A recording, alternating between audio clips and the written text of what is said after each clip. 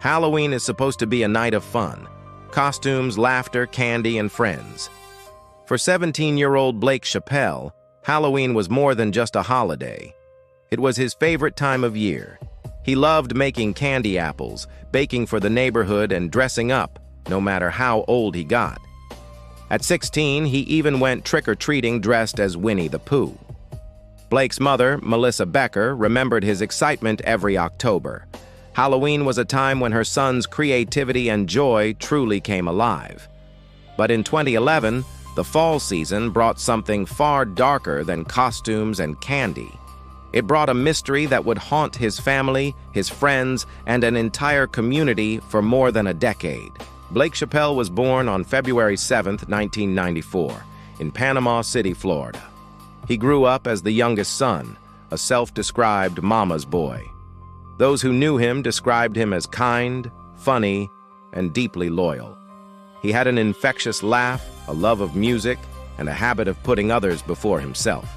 His mother remembered how he would ask her to cook extra meals so he could give food to friends who didn't have enough to eat. He loved skateboarding, riding dirt bikes, fishing, and writing his own rap songs. He wasn't just talented, he was imaginative, outgoing, and full of life. October 15, 2011, was supposed to be one of those memorable teenage nights. It was the evening of Blake's high school homecoming in Newnan, Georgia. He and his mom spent the day shopping for the perfect tie, making sure he looked his best. Later, he headed to his girlfriend Ryan's house. They posed for pictures, smiled with nervous excitement, and then went to their favorite sushi restaurant before the dance. Blake and Ryan shared a love for sushi, something that had brought them closer together. That night, the two of them danced under the lights of homecoming, laughing and making plans for the future. Melissa would later recall how happy her son sounded when he called her, asking if he could stay the night at his friend Austin's house. She said yes. It would be the last conversation she ever had with him. In the early hours of October 16th, Blake left his friend's house. He told Austin he was heading out to see Ryan and would return later. Around 5:30 a.m., he sent what would be his final message. And then, nothing. When Blake didn't come back, concern turned into alarm. Austin called Ryan asking if she had seen him. She hadn't. Soon, friends and family began searching the nearby woods and trails. Melissa filed a missing persons report. Hours stretched into days, and days into weeks. Flyers went up. Searches grew desperate. The small town of Newnan held its breath, hoping that Blake would come home. But hope turned to horror on December 19, 2011. A body was discovered floating in a creek in a nearby subdivision. It had 2 lip piercings, snake bites, the same as Blake's. The body was identified as 17-year-old Blake Chappell. Melissa's world shattered. Her youngest son, the boy who rapped, who played Guitar Hero with his brother, who loved Halloween, was gone, murdered. The community was stunned. A $20,000 reward was offered for information. Detectives began piecing together the timeline of Blake's final hours, but answers were elusive. Who killed him? Why? And how had the teenager's life ended in such a brutal way? Years passed, and the questions only grew heavier. For Melissa, time didn't dull the pain, it sharpened it. She spoke about Blake often, determined that people would remember him not as a victim, but as the vibrant, loving son and brother he truly was. She described how he would give away his own shirt if someone needed it, how he was a natural entrepreneur selling candy and drinks at school, and how he dreamed of a career in broadcasting. Blake had charisma, energy, and a spark that drew people in, but none of that could bring him back. And for 13 long years, his killer remained in the shadows. Then, in 2025, everything changed. Almost 14 years after Blake disappeared in the early morning hours of October 16th, police in Newnan made a stunning announcement. An arrest had been made.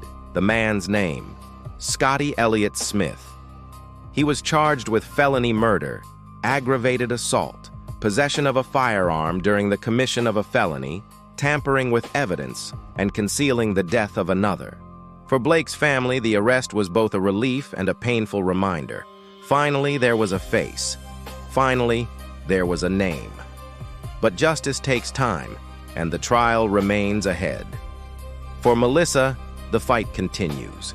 Her mission has always been clear: to make sure her son's story is told, that his laughter and kindness are remembered, and that the truth of what happened that night is finally brought to light. Blake's murder shocked a community, but his life inspired it. He wasn't just another statistic, another cold case lost to time. He was a teenager who loved music so much he could play Guitar Hero with his back to the television, nailing every note. He was a brother whose bond with Michael was envied by others. He was a son who filled his mother's heart with pride. Even as the years dragged on without answers, Melissa never stopped pushing.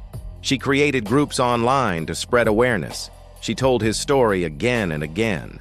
She reminded people that Blake wasn't defined by the way he died, but by the way he lived. And because of that, people remembered, people cared, people kept asking questions, and now, finally, those questions may start to find answers. The arrest doesn't erase the pain, and it doesn't bring Blake back, but it represents a turning point in a case that seemed destined to remain cold. For the first time in over a decade, there is hope. Hope for accountability, hope for closure, and hope that Blake's memory will be honored not just by those who loved him, but by the justice system that has taken far too long to act. Blake Chappell's story is one of tragedy, but it is also one of resilience. It is a reminder that behind every headline, behind every cold case, is a person, a son, a brother, a friend, whose absence leaves a hole that can never be filled. It is a reminder of the strength of a mother who refused to let her child be forgotten. On that October night in 2011, Blake walked into the darkness, unaware of the fate awaiting him. But in 2025, after years of silence, a voice finally broke through that darkness. And for the first time, justice for Blake seems within reach. Gone too soon, but never forgotten. That is Blake Chappell's story.